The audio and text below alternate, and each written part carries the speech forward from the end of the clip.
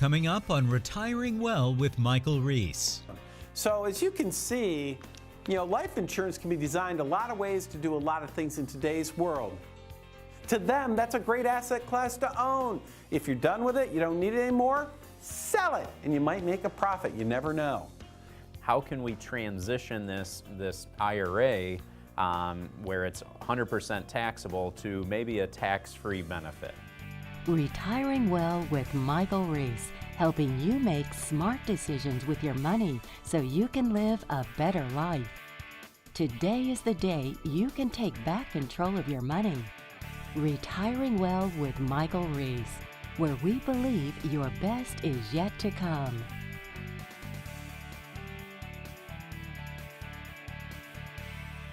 Welcome to Retiring Well. I'm your host, Michael Reese, and we're going to talk about something this week that we don't normally talk about, but we should, because this is important.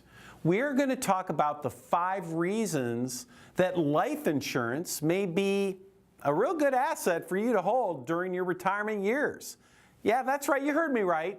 I said life insurance. Now, I know what you're thinking here. You're thinking, now wait, Mike, whoa, slow down. Hold on there, buddy. Every time I hear about life insurance, I think the same thing. I think, well, wait a minute. I own life insurance when I'm younger because I got to take care of my kids and mortgage. But now that I'm retired, I should be getting rid of my life insurance, not like keeping what I've owned or even buying more. I mean, what the heck are you talking about? Well, I got to tell you something. This is not your father's retirement. You know what I'm saying? It's a different world. And I will tell you that life insurance today is very different than the way it used to be. And in fact, we are finding 5 different reasons. There's 5 reasons that we see holding life insurance as an appropriate asset to hold. Yet another asset class, but an appropriate asset for a lot of folks during retirement. Now, that doesn't mean everyone should have it, but for many people, it does make sense. So let's talk about why that is. So let's start with reason number 1. Reason number 1 is if you're married. So if you're married, life insurance creates incredible opportunity from a tax perspective for a surviving spouse. So I want you to think about this for a minute. You're married, right?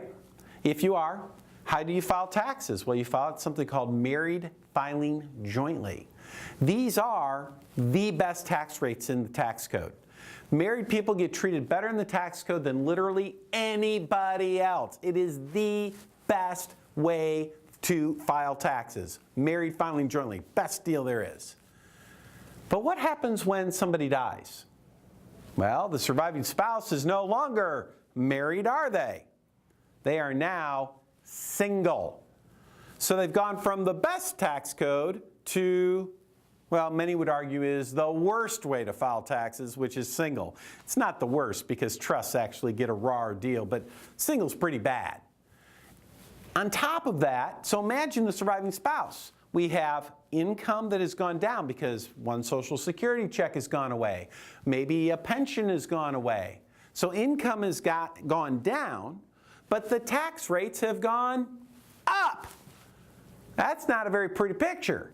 And then on top of that, in today's environment, normally that surviving spouse is getting, a big old IRA from their, the deceased spouse. They're inheriting the IRA. And what do we know about IRAs? All distributions are taxable. All distributions make your Social Security more taxable. You get double whammy. So we go from married to single, higher tax bracket, and all this income's coming in taxable. It's not a good deal. But what does life insurance do? If that spouse, the one who died, had life insurance, guess what? The surviving spouse gets a big old check from the life insurance company that is completely tax-free. A tax-free pot of money. You know what that does? That provides that surviving spouse options. It gives them options. Options to take income on a tax advantage basis. Options to use some of that money to maybe convert the IRA to a Roth to create a better tax situation. It provides options, super important. Okay, let's take a look at number 2. Number 2 is cash. Right now, a lot of people are holding cash, lots of cash. Why? Because it's safe, it's liquid. What's the problem? Not making any money. This may come as a surprise to you, but in today's world, there are certain types of life insurance contracts that provide the same thing as cash, safety of principal and liquidity. What's the difference? It actually pays a decent return. Whew, how about that? How would you like to get a decent return on cash that's liquid? Well, the bank can't do it, but insurance companies can often do it in a certain type of life insurance contract. And there are some other benefits, something you might want to learn more about. All right, running out of time here, so I got to go, but don't go anywhere, because by the end of the show, coming up, we're going to talk about the other 3 reasons that a lot of folks hold life insurance during retirement.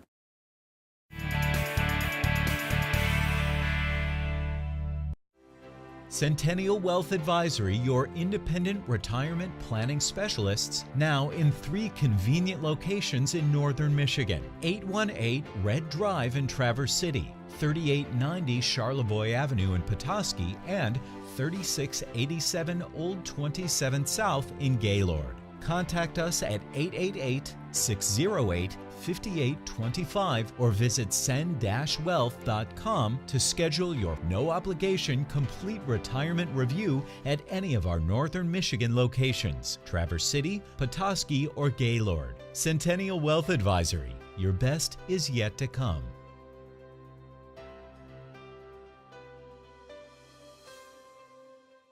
Hi, I'm sitting here with Larry Flynn. Thanks for being here, Larry. Thank you, Mike. He's one of the advisors at Centennial Wealth Advisory. And folks, as you may know by now, we certainly invite you to come visit with us. It's absolutely free to get a second opinion on your retirement planning. And I think it's important to get a second opinion from someone who's a specialist when it comes to retirement planning. And Larry, I'm sure they're wondering, if they pick up the phone and they call and come visit with you, what can they expect? What's that experience like? Well, Mike, they can expect not to get hard sold, okay? We're going to greet them warmly. We're going to sit down and talk to them a little bit about maybe their story, where they're from, where they grew up, how they met their spouse, what they're dreaming of doing once they get soon to be retired or retired. Kind of what are their goals, right? Yeah, what are your goals? We're going to talk to them a little bit about who we are, what we do, show them how we do things, especially dealing in the market realities we find ourselves in today. Got it. So essentially, they're coming in, you're learning a little bit about what's important to them, what their goals are, what they're trying to accomplish. I'm sure you're taking a look at what they're doing so far. You maybe share a little bit about you, and it's just in a very relaxed atmosphere. That's right. And there's no cost to do this. Is that correct? No cost. No cost. All right. So, folks, there you go. I mean, it sounds very simple, very easy, very laid back. There's no reason for you not to just pick up the phone, call the number on the screen, come visit us, get that second opinion. You'd be glad that you did.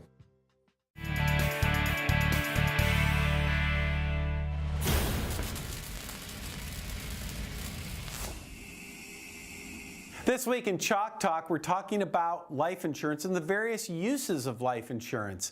And when I think about life insurance today, I kind of think about this cell phone right here. This is an iPhone. You may have one like it or something similar, but I remember when cell phones first came out. You know what I used a phone for? I would just talk to people on it. That's all I did. Remember when they first came out, you had these flip phones and actually when they first came out, they were huge. You had big bag in your car.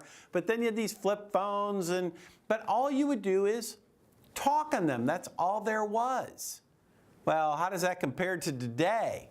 Today a cell phone like this, it's like a computer. I don't think my kids even talk on them at all. I think they use these things to text and to check the internet or something and, watch YouTube.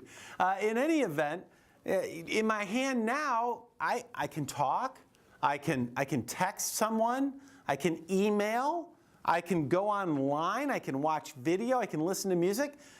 I can do all kinds of stuff on what used to be just a phone.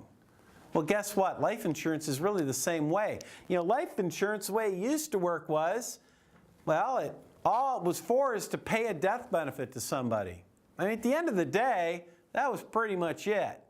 But today, life insurance has a lot of different moving parts, a lot of things you can do with it that might be helpful for you with your retirement planning. So it's something to keep an eye on. So here we go. We're going to start with, these are kind of 3 different characteristics that life insurance might have that you could use it for.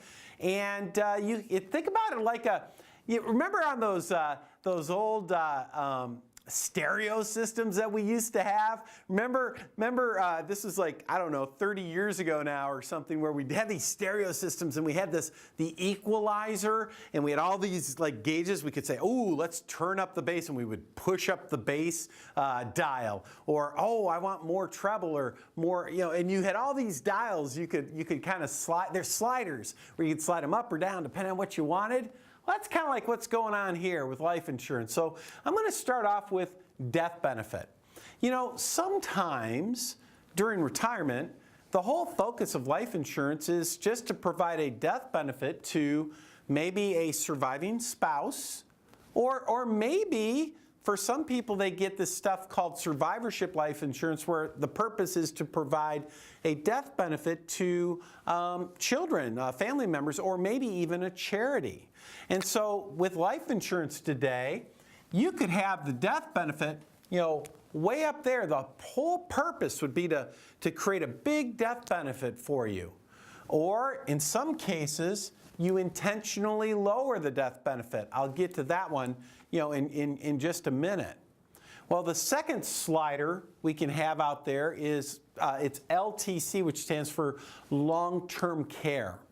A lot of life insurance policies today have a long-term care benefit that's linked to the death benefit.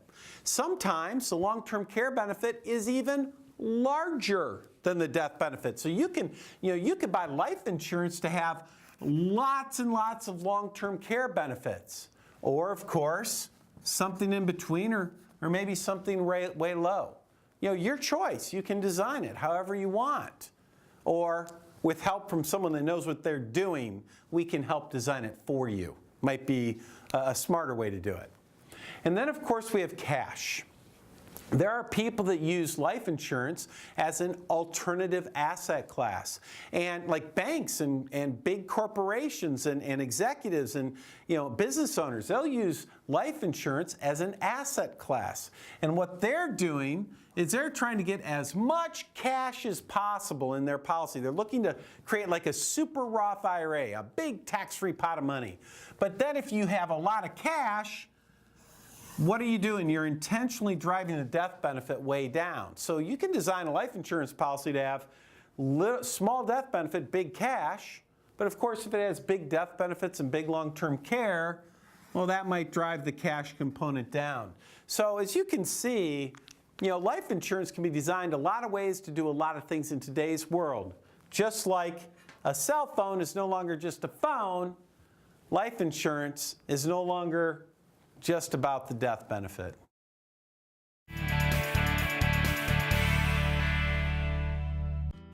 Hi, I'm here with Larry Flynn. He's one of the advisors at Centennial Wealth Advisory. And Larry, I know you and the other advisors, they do a lot of public discussions, a lot of public seminars on financial matters regarding retirement planning.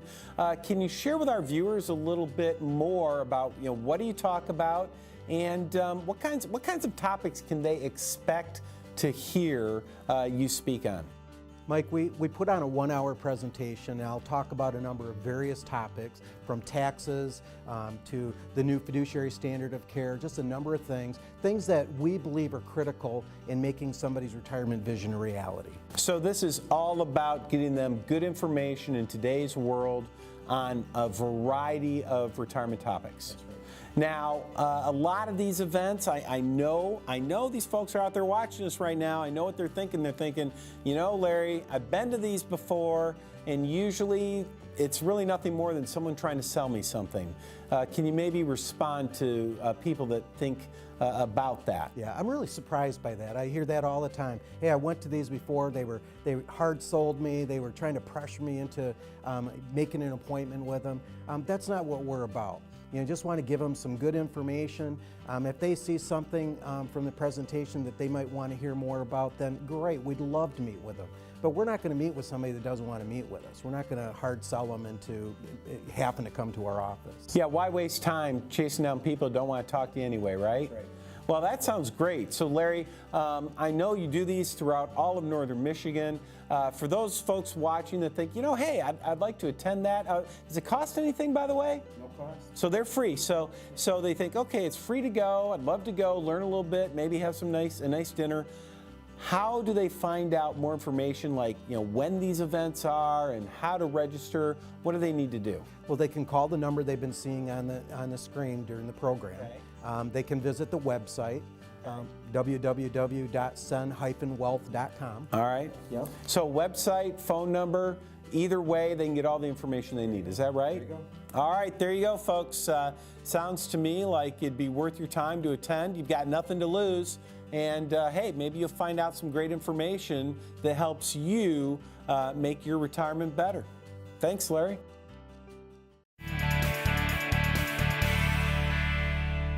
Welcome back. This week we're talking about life insurance and the 5 reasons that, well, a lot of folks during retirement find life insurance to be a good asset to hold. And that's why I said asset. Life insurance is defined as an asset, a different type of asset actually. All right, so let's go ahead and jump into numbers 3 through 5. Because remember, the first one had to do with helping out a surviving spouse. The second one had to do with a cash alternative. So here we go. Number 3, I guess we're on. Number 3 has to do with tax diversification. I would just say diversification in general. Now, I want you to think about this. Let's think about general diversification, right? General diversification. Here you're talking about, well, you got to have some stocks, some bonds, some cash, maybe some real estate. I mean, why do you diversify your assets? Why do you diversify your accounts? Because it's all about having different eggs in different baskets, right? Different eggs in different baskets. Well, what about life insurance? That's an asset class. I know one of my really good friends, Bob Keebler, who is a nationally recognized CPA. I remember him telling me that during 2008, he says, you know what? Everything I owned, I lost money in. Except my life insurance. I made money there. He goes, from his perspective, he goes, life insurance is just another asset class. That's all it is. It's not, stocks are an asset class, bonds are an asset class. It's just an asset class. And if you're truly diversified, having it as part of the mix makes sense. Well, I thought, Bob, you're a CPA, and that's a pretty good argument. But then, what he said to me after that? He goes, Mike, it's not just an asset class to help me with diversification. He said, it also helps me diversify from a tax perspective. Right? And I said, I'm pretty sure I knew what he was talking about, but I said, Bob, tell me more about that. And so Bob told me what I kind of expected to hear. He said, well, Mike, come on, you know this. He says, if I have money in my IRA and 401k, and I do, right, that's treated from the tax code in a certain way. I get to grow my money tax deferred, but when I pull it out, I owe tax. He goes, but when I have money in my life insurance, it's like a Roth IRA. It's after tax dollars goes in, but the money grows tax-free, and I can pull it out tax-free, provided that, that I follow the rules. So his comment to me is, he said, from a diversification standpoint, he goes, I really like life insurance because it's a different asset class and it's a different tax class, as it were. So it's both asset diversification and tax diversification. All right, let's take a look at reason number 4. That has to do with long-term care. Now, you may not know this. In fact, a lot of people don't know this. But did you know that life insurance today, the death benefit, can also, in many cases, be used for a long-term care benefit? Yeah, how about that? We have a lot of clients who, in retirement, they're concerned. And hey, maybe you are. Maybe you're retired. Maybe you're getting close to retirement. And you might be sitting there thinking, healthcare in the future, the cost of healthcare in the future, that's a concern. They say that that's one of the top concerns for people these days. And that may be you. That might be on your list of, that's something to be concerned about. And you might be thinking, well, how do I protect myself against catastrophic healthcare expenses like long-term care? And you think, well, gosh, maybe I should buy long-term care insurance. But what's the problem? It's expensive, nobody wants to write it, hard to qualify for, the costs go up every year. It's a pain. Life insurance may provide a solution there. That may work out for you pretty nicely. It's something to look into, especially if you haven't checked it out lately. And the costs aren't nearly as bad as you might think they are. And then what's reason number 5? At the end of the day, how about this one? At the end of the day, you may not need life insurance for anything. You may not want it. So what do? You sell it. It's an asset, like real estate. Sell it. Warren Buffett is buying up life insurance policies like crazy. So are a bunch of hedge funds. To them, that's a great asset class to own. If you're done with it, you don't need it anymore, sell it. And you might make a profit. You never know. So there you go. 5 reasons you may want to hold life insurance during retirement. If this is something that you want to talk about, if you want to explore that, just give us a call. We'd be happy to sit down and help you evaluate your options.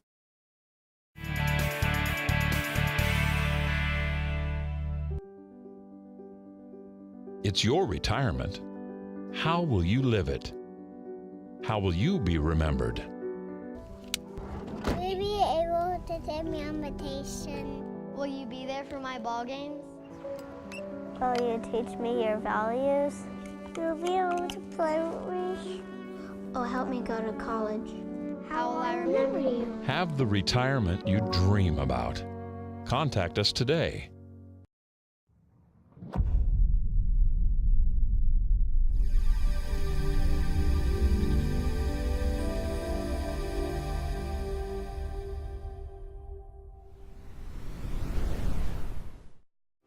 Centennial Wealth Advisory, your independent retirement planning specialists, now in 3 convenient locations in northern Michigan. 818 Red Drive in Traverse City, 3890 Charlevoix Avenue in Petoskey, and 3687 Old 27th South in Gaylord. Contact us at 888-608-5825 or visit send-wealth.com to schedule your no-obligation complete retirement review at any of our northern Michigan locations, Traverse City, Petoskey, or Gaylord. Centennial Wealth Advisory. Your best is yet to come.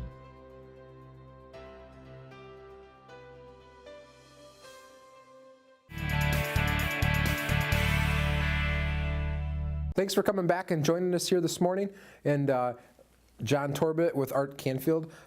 We've had the fortunate ability to listen to Mike talk about the different reasons you may be interested or maybe benefit from life insurance. It seems like when people hear the word life insurance, John, they always kind of get squirmy in their chair and not really so sure that like they're gonna get sold something, right? Right. But it was interesting, obviously, and hope folks had a chance to really listen to some of those stuff, because it isn't always what I think some people lead to believe that life insurance is for. Young family, breadwinner, that sort of thing. There can be many more purposes, right? Yeah, and a primary case that it makes me think of is something from a few years back where we were helping a couple where they were ultimately in a place where they were seeing, okay, we've got this pension income, we have this Social Security income, and they were getting close to that magic age of 70 and a half. And you know what that means, right, Art? Required minimum distributions. Yeah. Do you know why they chose 70 and a half? Like same thing with 59 and a half, right? Sure. Yeah. Makes no sense at all. But ultimately they were looking ahead to sort of see, okay, we've got this income, and now all of a sudden at 70 and a half we're going to have these required minimum distributions that we don't really have a need for in our regular monthly budget. So ultimately it was going to be forced distributions to then go park it in a savings account. So they were fortunate they didn't need that. Yeah, this isn't everybody's case, but this is one where when we were looking at that, one of the things that we were recognizing too is because we do a lot of different tax planning, and so when we were looking ahead to say, okay, what if one of the spouses pass, and based on the pension, Social Security income they'd still have, all of a sudden they were bumping up into a higher tax bracket. just based on that income that they are required to receive year after year. So what we were looking at when we looked at all the different options is sort of this IRA exit strategy of, okay, how can we transition this IRA where it's 100% taxable to maybe a tax-free benefit? And so that was where we brought up life insurance. And they had similar reaction that you sort of brought up, where it's, oh, no, I'm way too old is the common response that we get when we're talking to folks about life insurance. And they were, in their late 60s, and we've done, life insurance in certain scenarios where up to what? I think that one individual that he was like 84, I think. Yeah, right. So I mean, yeah, there's certain scenarios where it may make sense. So when we were looking at this, we were basically saying, okay, what if we pulled those required distributions, had the taxes withheld, and instead of taking that money and then just go putting it in a savings account because we're not getting much return there, instead, what if we use that to pay a life insurance premium that would be consistent year after year, so the premium wouldn't go up and you'd have a guaranteed death benefit attached to it. And so in their case, when we ran through that, we were sort of seeing that ultimately they would be able to each have their own policy and have a significant amount for death benefit that would be tax-free that could help offset the taxes if one spouse were to pass away. Okay.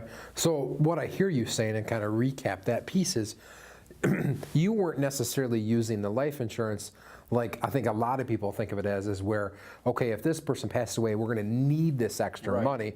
This is, you are just trying to take a financial tool that's available out there to better their overall situation through the use of a financial instrument and tax planning, really. Right, exactly. Yeah, number one, it would benefit the surviving spouse, but number two, it would leave a larger legacy to their estate, which they were hoping to accomplish and ultimately do that in the most tax-efficient way possible. The other factor that was sort of mixed into all of this was not only that, the tax-free benefits, but then also the idea that this death benefit could be used for long-term care planning if needed, where they could draw from that death benefit to help pay for these long-term care benefits. And that's something over the last several years, Art, right? We've seen a lot of these different life insurance companies getting a little more creative with the different types of policies that are out there. Right, and just to be clear, I think, so everyone understands, you're using a pretty specific type of policy when you're doing this for somebody, right? This isn't your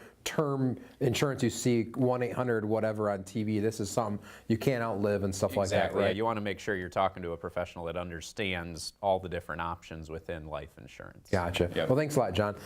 If this sounds like something you're interested in, or you just want to talk through some of the stuff that's out there, if this is a new concept, we'd love to hear from you. Give us a call. We'll give you a second opinion and just have a good conversation about what your retirement plan is. Thanks for watching the show, and we hope to see you next week.